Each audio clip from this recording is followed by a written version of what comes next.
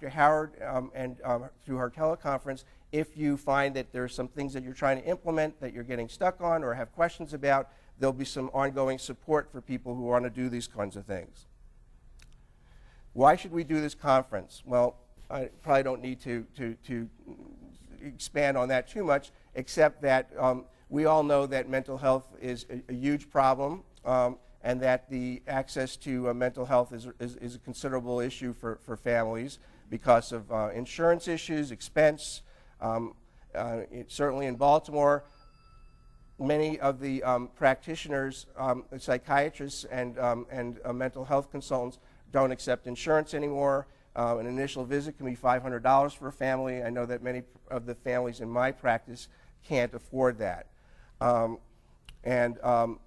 People are naturally more comfortable with pediatricians who've been following their kids for years. And there's a stigma about going to a mental health consultant still, I think, I find in some of our families. And they're much more comfortable, and so are the kids talking to us if we've had an ongoing relationship. So there are considerable reasons for doing some of these things in the office setting. Just in terms of just brief background, statistics show that that 21% of the kids that we see have mental health problems, and another 16% have mental health problems that may not meet the criteria for disorder. If you pediatrician sees 127 patients a week, or approximately that, 27 will have some sort of mental health condition, 19 will have impaired function. So almost over a third of the patients that we see have mental health issues when they present to the office. I'm a general pediatrician with training in behavioral pediatrics, so I see lots of kids in my office with psychosocial problems, but I think these statistics meet what I'm seeing, or match at least what I'm seeing in my office. So let's just talk a little bit about screening. And the first tool that, disclosure, we're not selling any products today.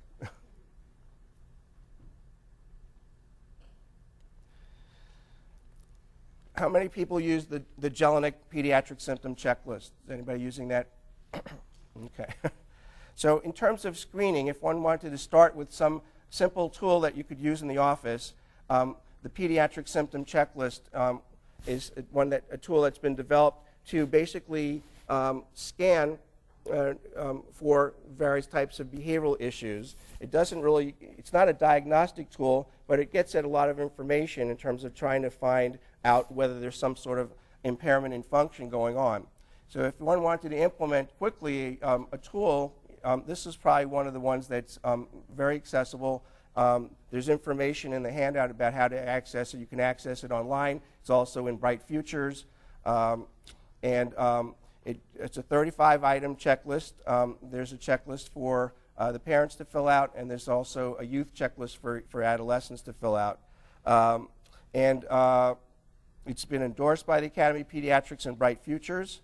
And I'm not going to spend a lot of time talking about this because if you go online, you'll find that it's pretty straightforward. But it's a very nice tool just to kind of get started, I think. But interestingly, if you wanted to just ask one question out of that particular checklist, the one that Dr. Jelinek had found to be most sensitive in terms of picking up some sort of psychosocial issues is the one question is my child seems to be having less fun. And so if you wanted to just do one question, that would be something that you might want to ask your patients. If you're not going to use a checklist, one quick, easy question is just, do you have any concern about your child's behavior? I find that when I do my primary care visits, just asking that simple question opens up a whole discussion. Sometimes we can get to some of the problems in the session. Sometimes we have to follow up with another session or a phone call. But at least people know that you're interested, so I would definitely ask that one question consistently. Or simply, is there anything stressful going on?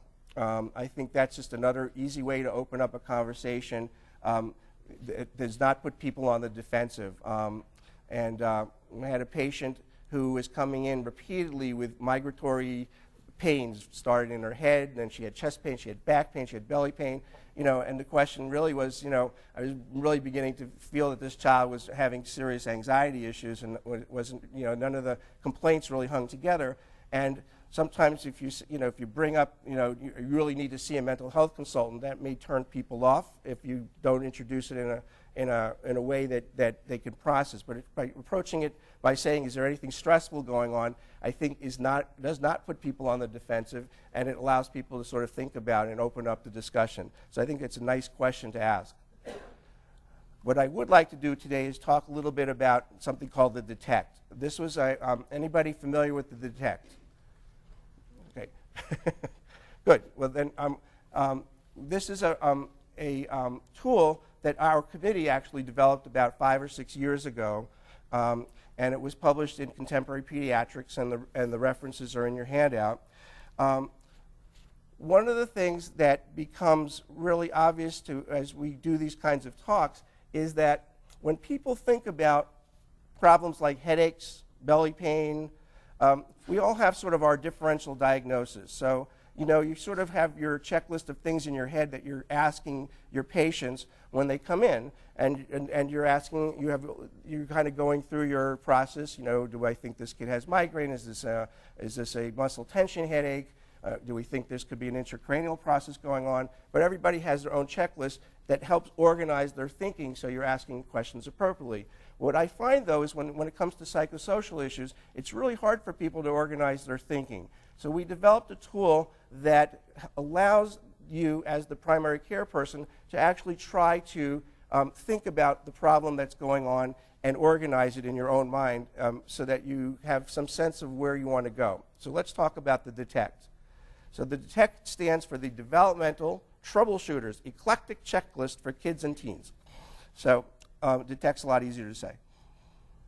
So let's think about a child for a moment. 4-year-old child, young girl, who's been staying up until 11 o'clock for the last few months. She wakes up at 3 o'clock in the morning, climbs into the parents' bed. Anybody ever see anything like this before? And just think about for a moment that scenario presented to you. What would you be thinking about in terms of how do you want to approach the questions you're going to ask this family? What's your sort of differential diagnosis in terms of what's going on with this kid? So just take a moment to think or jot some thoughts down about what might be going on.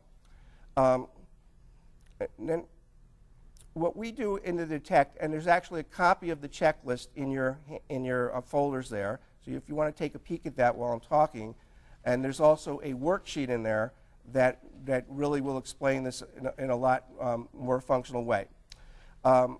What we thought was a useful way to organize thinking about these kinds of problems is to ask 2 questions. Is the problem intrinsic to the child or adolescent?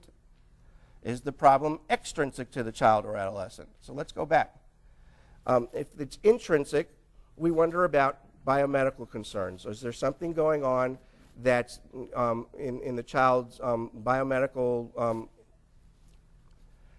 sphere that could be causing this? So could this be the behavioral issues? Could this be an endocrine problem? Could this be a product of prematurity? Could this be lead poisoning? So we begin to start to think about the behavior that's presenting, what biomedical kinds of things might present. I had a child a few years ago who presented with bedwetting, turned out to have diabetes. We had another child who parents said that my child must have ADHD. For the last month or 2, she's been really fidgety in the classroom and can't sit still.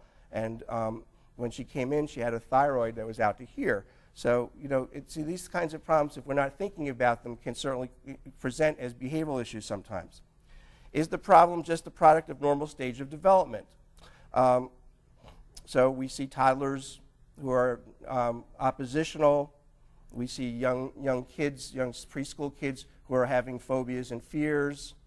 We see teenagers who are oppositional and defiant and moody. So some of the problems that are presented to us are simply normal stages of development, but it's important for us to be able to demystify that and educate families as to what's going on and why their 2-year-old, is having tantrums, and why is their 18-month-old suddenly screaming when they go to the babysitter, etc. So these are normal stages, but they present often with behavioral issues. The issue of temperament I'll talk about in a moment. Often we overlook kids with difficult temperament, and one of the temperament styles that I think we particularly don't always identify are the kids who have low sensory threshold to problems. So we have these kids who are overwhelmed when they go to a shopping mall by the visual and auditory stimuli. We have kids who will not taste certain foods, and it drives their parents crazy, or they will spit things out, or they don't let, parents go out and buy some new clothing or new shoes, and the kids absolutely refuse to wear it. And they have no idea why their kids are doing this, and it's perceived as a behavior problem. But if it's a temperament issue, if we can help identify those children and explain it to the parents as to what's going on, it often makes a huge impact on that family in terms of understanding what's going on with their kids. And the last category is the psychopathology. So that would include depression and anxiety, substance abuse issues. So these are the kinds of things that we want to be thinking about as we sort of see and listen to the problems that are being presented to us. How about things that are extrinsic? What kinds of things might, yeah?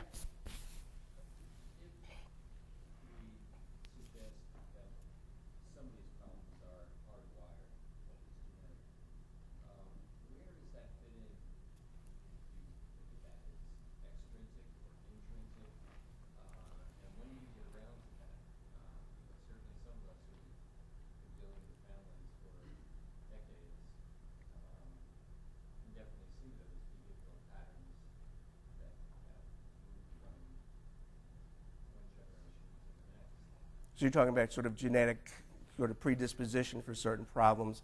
So the question is, yeah, I would put that under intrinsic generally. It's the I mean, where you put this, I mean, certainly people can. This is a flexible kind of process, but. At what point do you start exploring with the recognition that, wait a minute, this is linked to.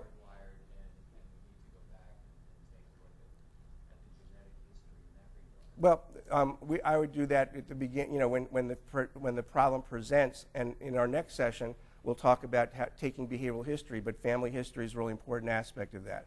So yeah, I think it's important.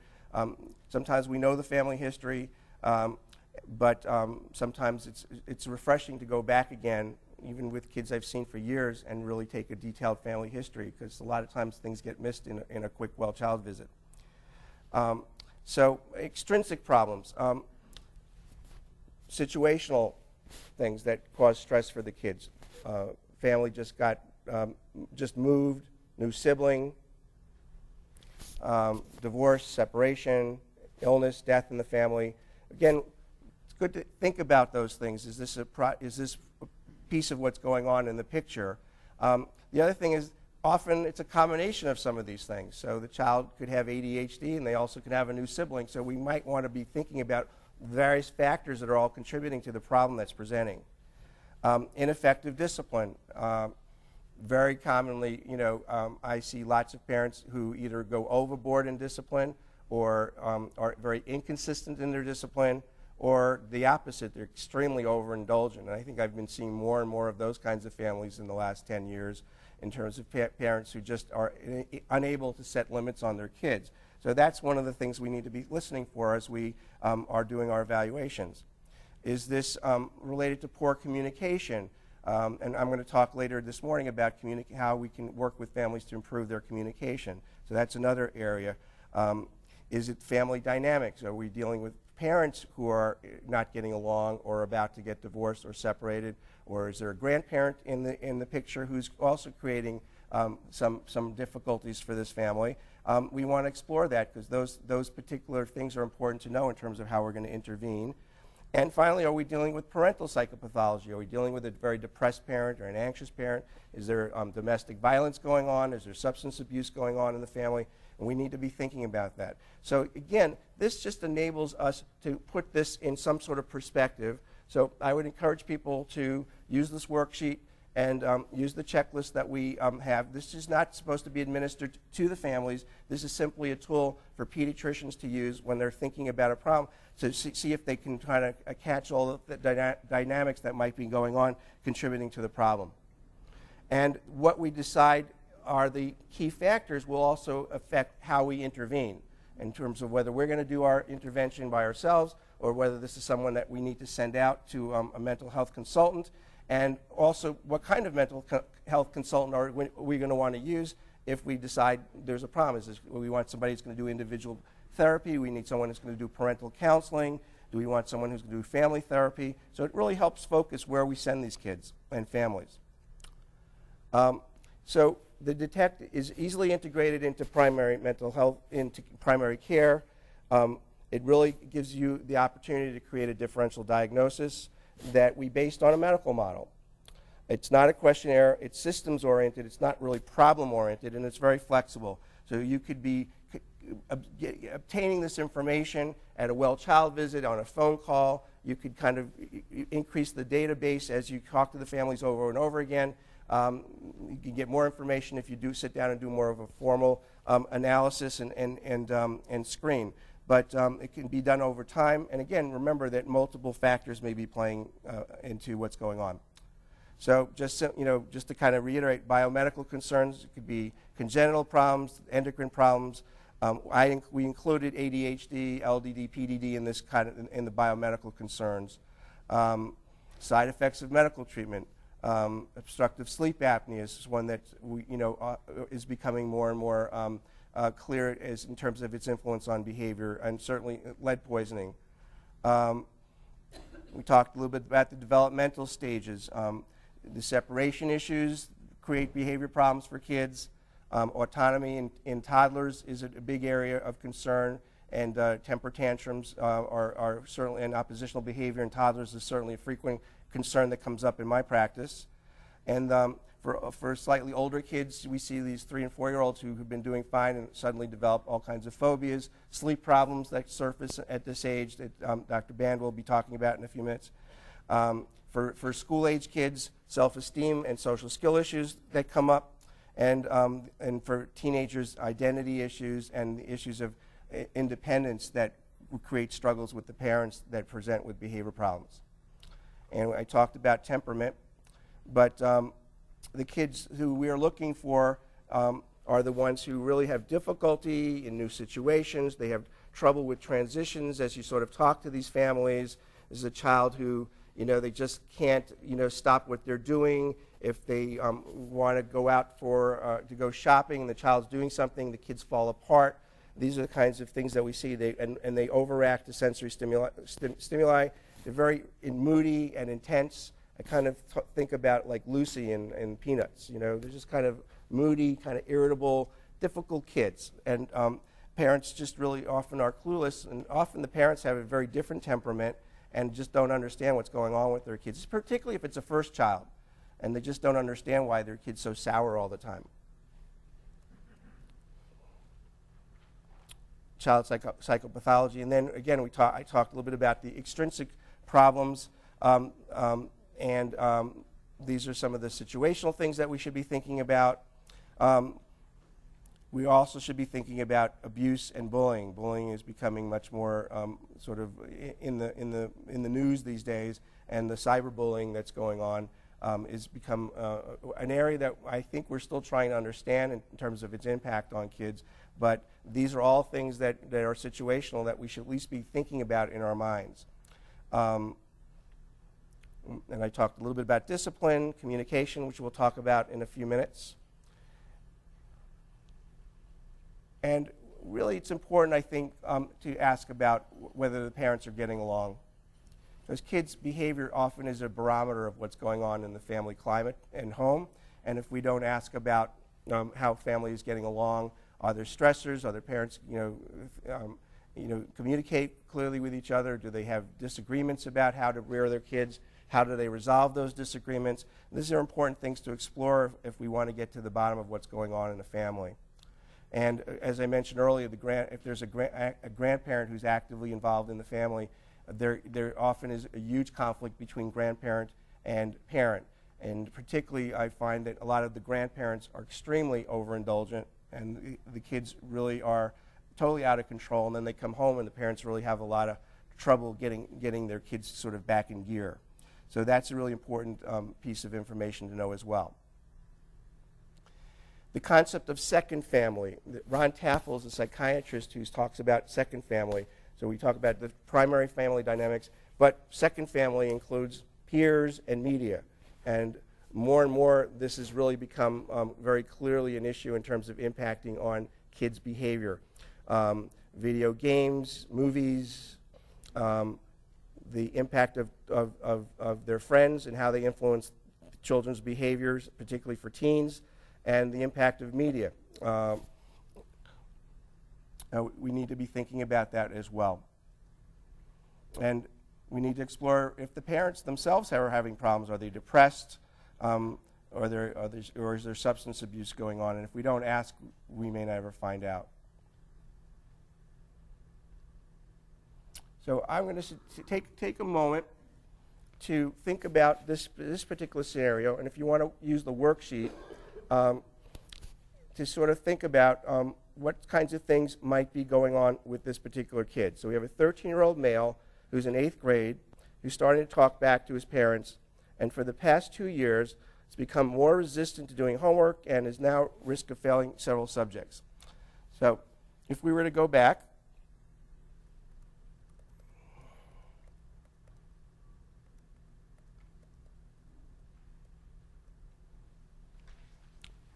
take a moment to think about it. You know, if this parent calls you on Monday, how might you start to frame your thinking? What kinds of biomedical concerns might you have? You can use the little worksheet that we put in there to sort of help frame your thinking. Any thoughts about what might be clicking through your head in terms of biomedical concerns in this kid? No thoughts? Is this normal stage of development? Perhaps, you know, maybe it's normal stage of development plus. Temperament, I'm not so concerned about in a 13-year-old necessarily. What kind of psychopathology might this kid have? What might you be thinking about in this 13-year-old who's sort of been oppositional, moody, and now doing poorly in school? Any thoughts? Just shout it out. Bullying is a possibility. Depression, yeah. Substance abuse, right. So, So the question may be their parents, his parents may be going through a divorce and he knows it. right. So these are So these are some of the things. So that would be sort of go in the extrinsic column. But yeah, I mean, biomedically, again, is this a kid with ADHD? Is this a kid who has a learning disability that is mild but now is starting to come out? So we see lots of children who have executive function problems and learning disabilities that they seem to kind of be able to handle school up through 5th grade, then they get to middle school, and now they have multiple teachers. They have long-term projects and term papers that they may have to complete for the first time, and these kids start to fall apart. So that could be an area that might be worth exploring as well. So, but yeah, depression and substance abuse certainly would be things that one needs to be thinking about. What kinds of other things from the extrinsic column might you think about in this particular scenario? Situational, somebody mentioned, you know, divorce. Could be any of the things that are going on that we just talked about. You know, is there a parent who's ill? Is there been a recent move? Are the parents, separating? Is there someone ill or who's died in the family? So these are things that could certainly throw a kid off. Could this be the product of a chronically poor, ineffective discipline in a family that just never really set limits on their kid, and now we have an oppositional teenager and who's acting out that much more, and the family's just really clueless as to what to do? Does it represent communication problems? Is this kid, really kind of keeping to themselves, and they haven't really been able to make the jump in terms of being able to talk? And we'll talk a little bit about how to talk to teenagers, but have they made the jump in terms of not being able to really talk to their kids anymore? Or are the parents still really overly autocratic and really haven't been able to sort of ease up in terms of letting their teenager have a little more independence. That seems to be a really large area where families get into problems. Yeah, and I'd want to know again how the parents are doing. Is there a problem? And is there something going on in terms of the parents themselves? Is there an alcoholic parent or a substance abusing parent who's affecting their child's performance?